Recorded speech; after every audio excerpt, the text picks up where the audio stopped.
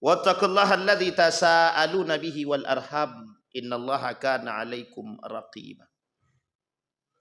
Wa qala Allah ta'ala ya ayyuhalladzina amanu taqullaha wa qulu qawlan sadida yuslih lakum a'malakum wa yaghfir lakum dhunubakum wa may yuti'illaha wa rasulahu faqad faza fawzan 'azima.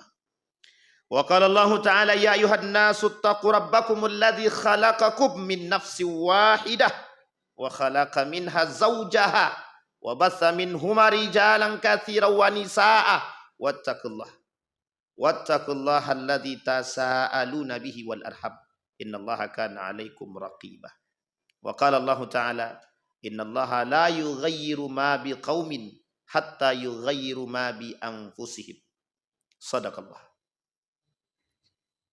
Puji syukur kehadirat Allah dengan mengucapkan alhamdulillahirabbil alamin. Berselawat kepada Nabi dengan mengucapkan Allahumma salli ala Muhammad wa ala ali Muhammad fil alamin innaka Hamidum Majid. Ma'asyiral muslimin rahimakumullah. Ketika baginda Nabi Muhammad sallallahu alaihi wasallam berkata dalam hadisnya, la yaqifanna ahadukum minkum mauqifan yaqtulu rajulun zulman illa nazalat alaihimul la'nah biman hadara hina waqa'a. Kata Nabi, janganlah kalian berhenti melakukan perbuatan kebaikan dan janganlah kalian berdiam diri atas perbuatan kezaliman yang terjadi. Barang siapa yang melihat kezaliman tersebut dan mereka berada di tempat tersebut dan berdiam diri atas kezaliman tersebut, fa innallaha yanzilu alaihimul la'nah, maka sesungguhnya laknat Allah akan Allah turunkan bagi mereka. Ma'asyiral muslimin rahimakumullah. Apa maksud daripada hadis ini? Dijelaskan dalam Al-Quran tadi, innallaha la yughayyiru ma biqaum. Faktor penyebab kerusakan manusia di muka bumi ini, itu faktor utamanya adalah manusia itu sendiri. Bahkan Allah sebutkan dalam Al-Quran, wala tufsidu fil ardi ba'da islahiha. Jangan kalian melakukan kerusakan di muka bumi ini setelah terjadi perbaikan. Ini sejalan dengan ayat yang Allah katakan ketika berkomunikasi dengan malaikat ketika Allah ingin menciptakan Adam. Kemudian malaikat mengatakan, apakah engkau ingin membuat orang-orang bertumpahan darah kelak di muka bumi ini? Dijawab sama Allah, aku lebih tahu daripadamu. Dan engkau tak akan tahu apa yang aku ketahui, kata Allah. Apa maksudnya?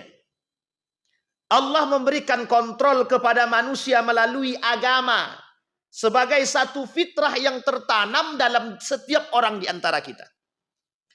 Agar mampu mengkontrol dua sifat yang terdapat dalam diri kita, baik ataupun buruk. Dua sifat ini ditopang juga dengan dua karakter. Yang pertama, hawa nafsu. Yang kedua, dhamir. Ala wahyal qalb, hati. Hati kecil kita selalu mengajak kepada kebaikan yang selalu mendapatkan bisikan daripada malaikat. Lakukan kebaikan oleh hati kecil kita. Tapi ada dorongan yang tertinggi, dorongan hawa nafsu. Untuk seseorang melakukan kerusakan. Seperti yang dikatakan, innan nafsa la'ammaratun bisu. Sesungguhnya hawa nafsu itu selalu mengantarkan manusia kepada perbuatan-perbuatan yang celaka. Yang membuat mereka terjerumus dalam kecelakaan. Bahkan dalam riwayat yang lain dikatakan ada 3 golongan. Ada 3 hal penyebab manusia itu dihancurkan oleh Allah. Satu di antaranya hawa muttaba. Ittiba'ul hawa, mempertuhankan hawa nafsu. Mengikuti hawa nafsu batas di luar batas. yang seharusnya. Salah satu di antara perbuatan kerusakan di muka bumi ini, Allah sebutkan dalam Al-Quran melalui satu perbuatan yang disebut dengan kezaliman. Ketika Allah berkata, kerusakan di muka bumi ini, bima kasabat aydihim, disebabkan ulah tangan manusia itu sendiri. Pertanyaannya, mengapa manusia melakukan kerusakan di muka bumi ini? Karena ada jawaban yang lain. Satu di antaranya adalah dorongan hawa nafsu. Kita ambil contoh adalah kenapa manusia mau merusak keseimbangan, tatanan keseimbangan dan kesejahteraan melalui program koruptor atau korupsi yang mereka lakukan. Dorongan hawa nafsu.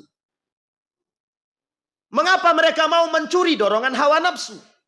Dorongan hawa nafsu. Mengapa mereka mau berzina? Dorongan hawa nafsu. Mengapa mereka mau melakukan atau meminum minuman khamar?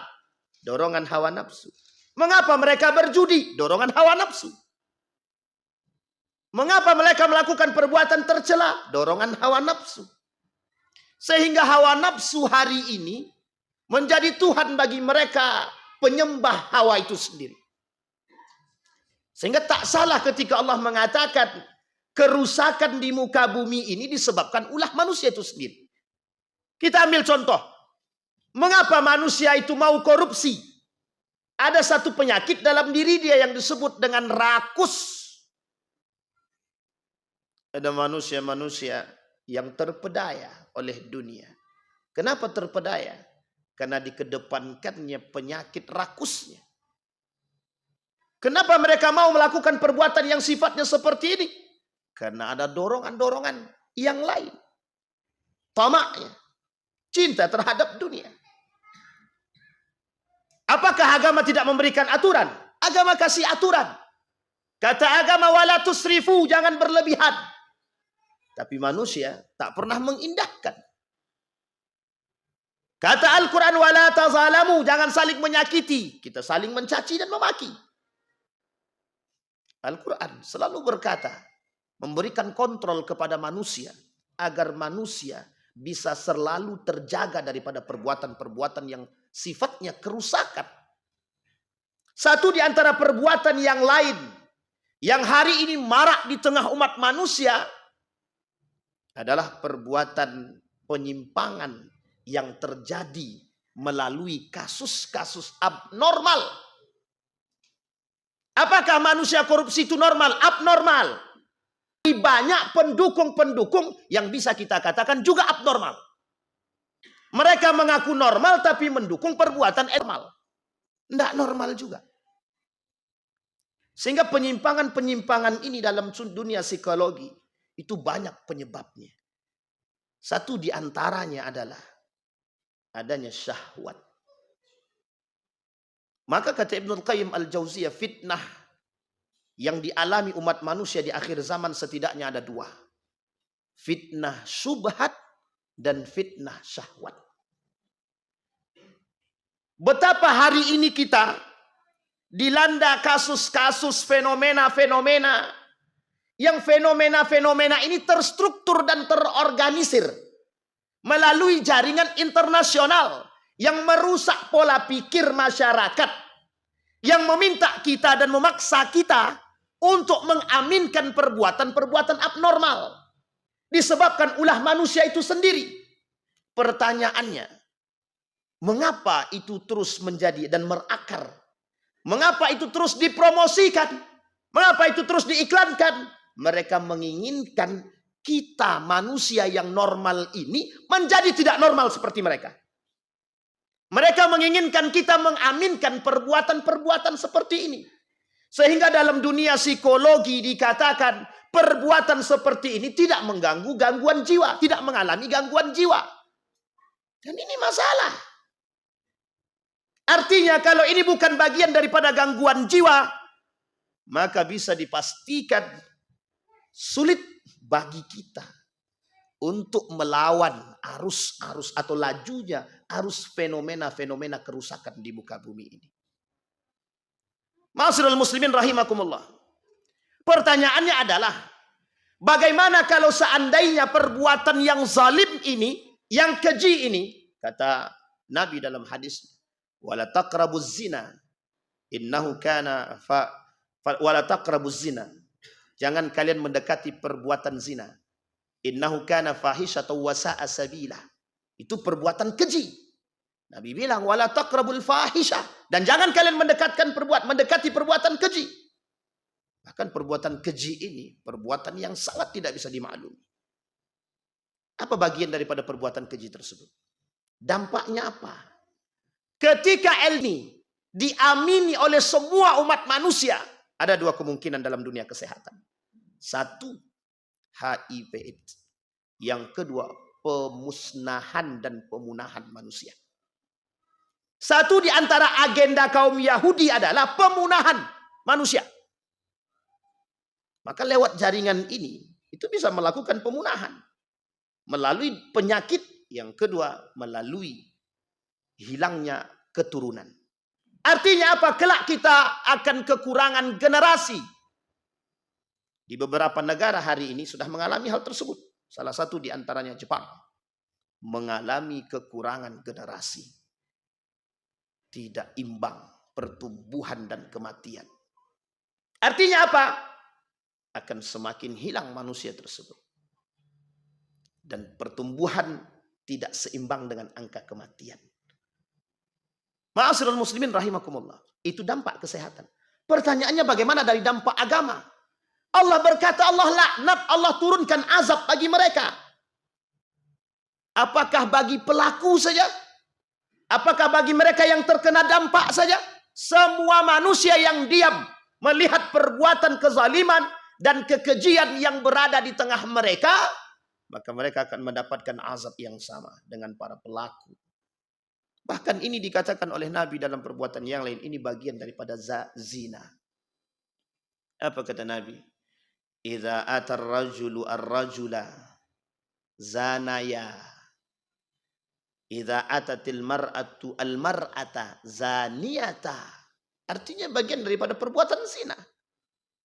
Perbuatan zina saja yang normal. Laki-laki dengan perempuan. Tapi tidak menikah dianggap zina. Itu tercela.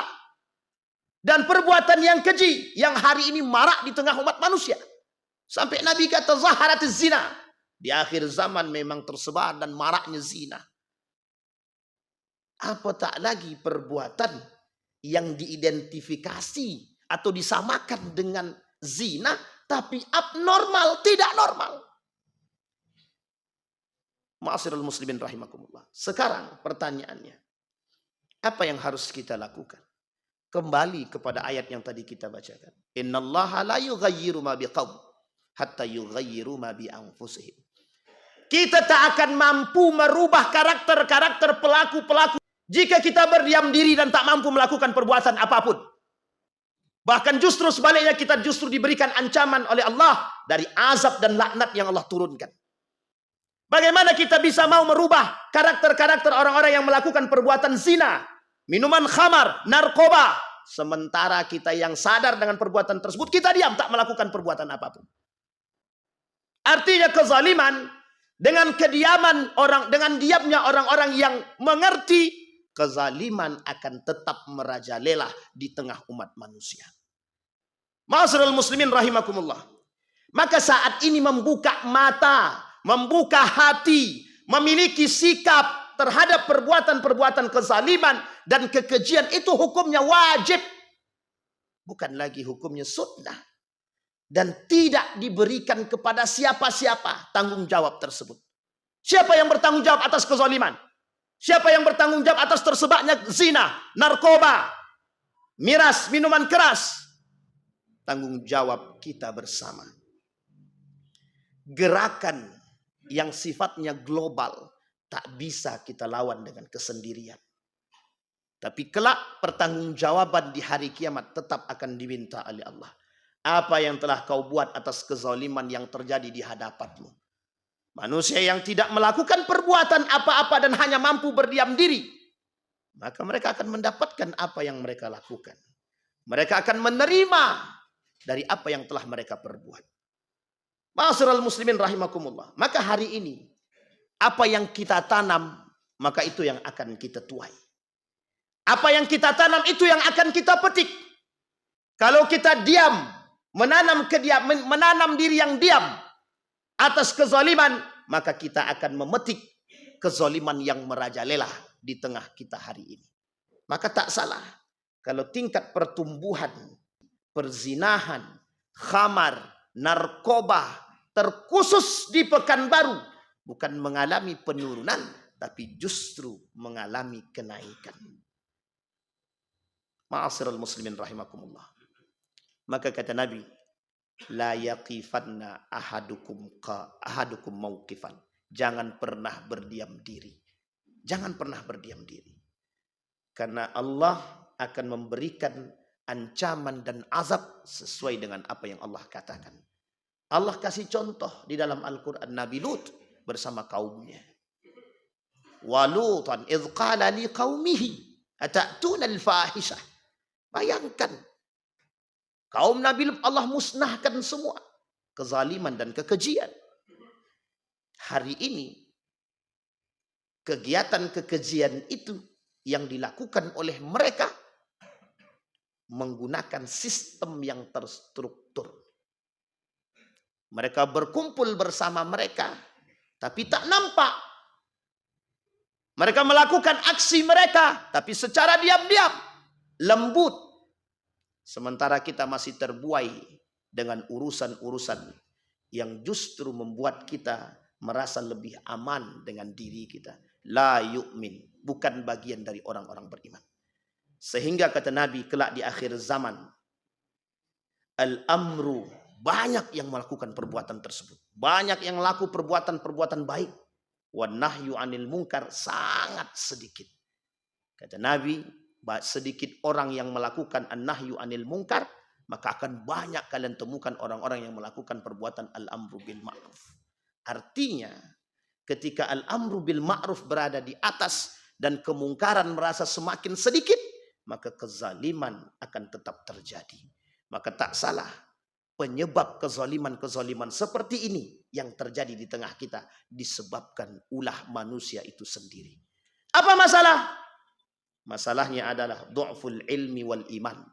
Lemahnya ilmu dan iman. Apa masalah? Jauhnya daripada Al-Quran. Apa masalah? Jauhnya dari nilai-nilai agama. Ma'asyiral muslimin rahimakumullah. Maka kesimpulan yang bisa kita sampaikan adalah buka mata kita, buka hati kita. Jangan biarkan kezaliman yang berada di sekitar kita merajalela, tapi kita hanya mampu berdiam diri saja. Yang kedua, berkomunikasi. Berkomunikasi sebaik mungkin dengan siapapun mereka yang punya hak dan punya kebijakan untuk mengatasi kezaliman-kezaliman tersebut. Agar kita tak terjerumus dalam perbuatan-perbuatan yang salah. Mungkin baik bagi kita, tapi mungkin cara kita tidak baik, bisa jadi salah. Artinya, perbuatan-perbuatan seperti itu bisa kita hapus dengan berkomunikasi yang baik. Dan terakhir, tanamkan nilai-nilai agama. Baik di sekolah, di rumah, atau dimanapun kita berada. Sehingga kita bisa mencetak generasi-generasi yang takut kepada Allah. Yang takut kepada api neraka. Yang sangat iman dan bertakwa. Sehingga kita bisa menghasilkan generasi-generasi mulia. Fa'tabiru ya ulil absar la'allakum tuflihun. Allahumma salli wa sallim wa zid wa an'im wa tafaddal wa barik bi jalalika wa kamalika ala sayyidi ubbalik ay qasim sayyidina wa maulana Muhammad. صل وسلم ورضي الله تبارك وتعالى عن كل صحابة رسول الله أجمعين.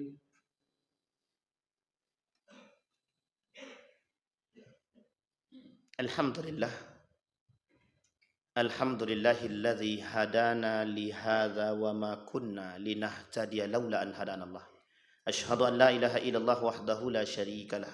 Wa asyhadu anna Muhammadan abduhu wa rasuluh la nabiyya ba'd. Allahumma salli wa sallim wa barik ala hadzal nabiyil karim. Allahumma salli ala Muhammad wa ala ali Muhammad fil alamin innaka Hamidum Majid. Ittaqullaha haqqa tuqatih wa la tamutunna illa wa antum muslimun.